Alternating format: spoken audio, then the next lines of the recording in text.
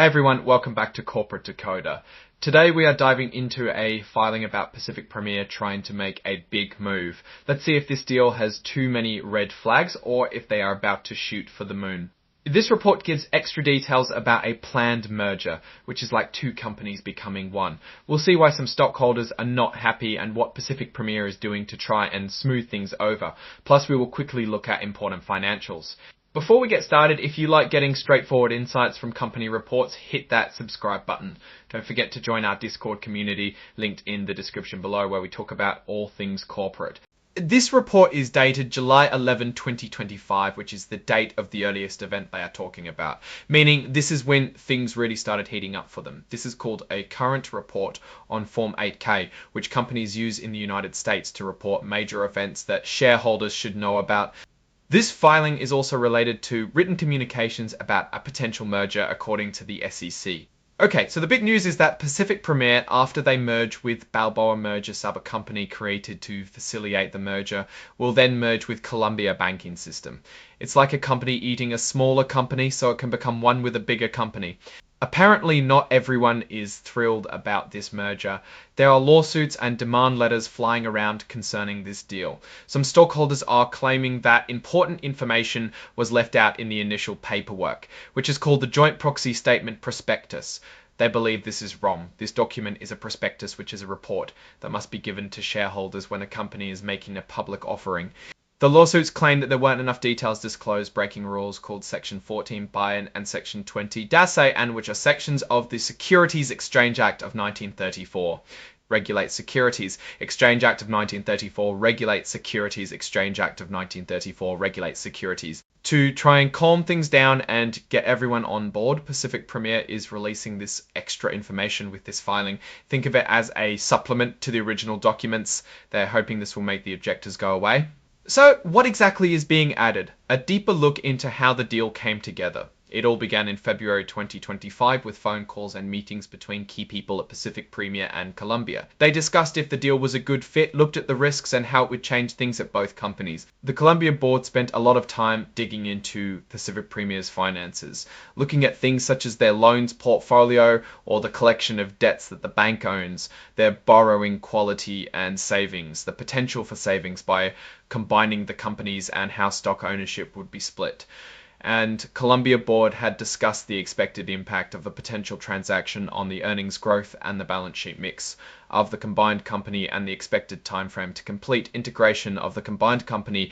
They also assessed the company's method of operations with respect to its governing structure, including how its executive gets paid compared to other companies. This is important because big changes at the top can impact the company's long-term prospects. Pacific Premier also talked with other potential merger partners, but no one was interested. Potential strategic partner A, for example, cited an uncertain regulatory environment, which means they don't know what the government regulation will be coming down the road.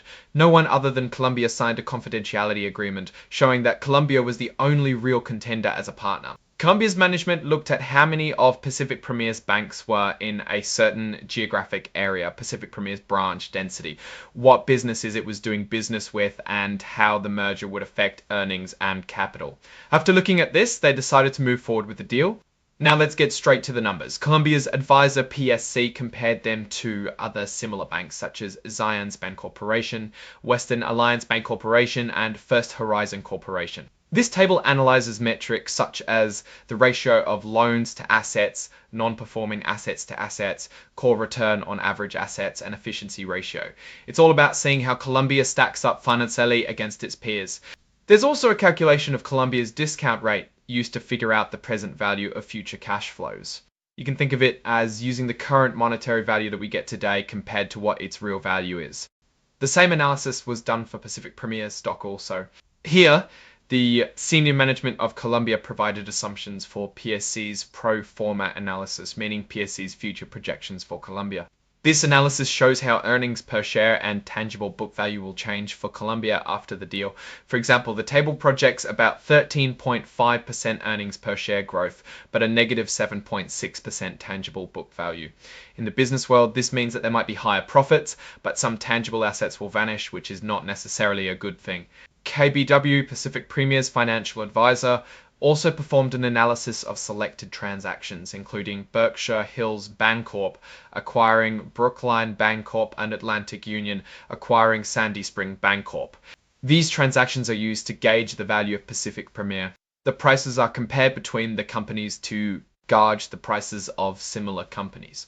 The document says that this merger gives Columbia a boost in estimated earnings per share while lowering their share tangible book value.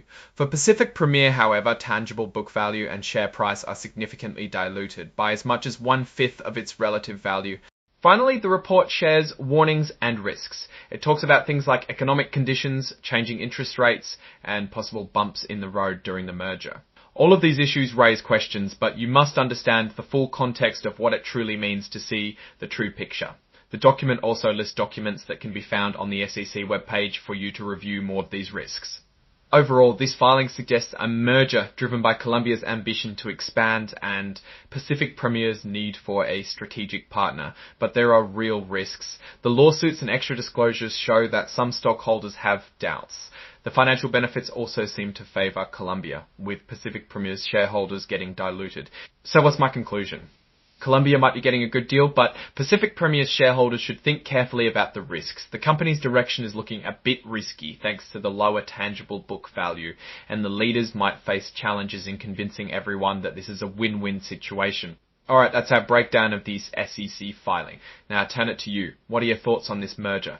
Is it a smart move, or is Pacific Premier making a mistake? Let me know in the comments below. If you found this helpful, hit that like button and subscribe for more corporate analysis. Also, don't forget to check out the link to our Discord community in the description. Thanks for watching, and I'll see you in the next one.